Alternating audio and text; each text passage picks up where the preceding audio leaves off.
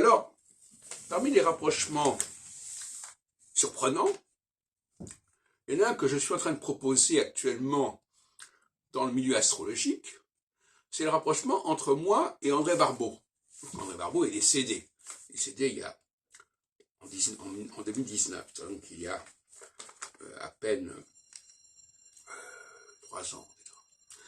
Et je m'aperçois que parmi tous les astrologues actuellement en France, je suis un des plus proches de Barbeau au niveau de la pensée, de la stratégie.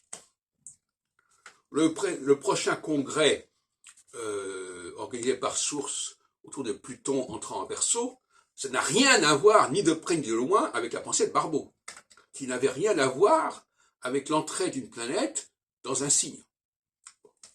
Alors que pour moi, une planète doit être définie et déterminante pour un signe. Bon, alors bien sûr, il y a des différences, évidemment. Et un autre aspect qui est intéressant, c'est que en 67-68, donc des phases équinoxiales, comme maintenant, au début de phase équinoxiale, Barbeau a fait 2 choses importantes. Il a fait Astroflash, qui était une vulgarisation, une mise à disposition du public de l'interprétation du thème astral, par-dessus la tête des astrologues praticiens. Il suffisait d'1 ou 2 personnes capables de penser l'astrologie pour rédiger des programmes sans avoir besoin d'une myriade d'astrologues praticiens. Donc ça s'est fait aux dépens des praticiens, au prisme de la technologie informatique, etc. Et deuxièmement, en 67, l'année précédente, dans Les Astres et l'Histoire, Barbeau avait publié un indice cyclique, un indice de concentration, qui ne faisait plus, qui essayait de trouver une unité. C'est-à-dire un seul graphique, ce que je fais moi-même avec Saturne, et en plus, avec un binaire, la graphique montée ou descendait, comme moi quand j'étudie l'équinoxialité et la solstitialité.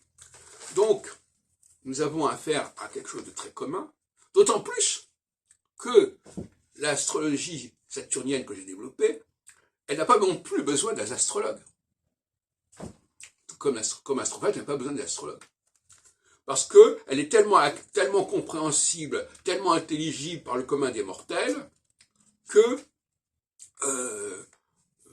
c'est quelque chose d'extrêmement accessible. La différence, c'est que Barbeau mettait l'accent sur l'interprétation du thème natal, ce que je ne fais pas, et moi, je dis simplement que les mêmes phases sont vécues au même moment par tout le monde.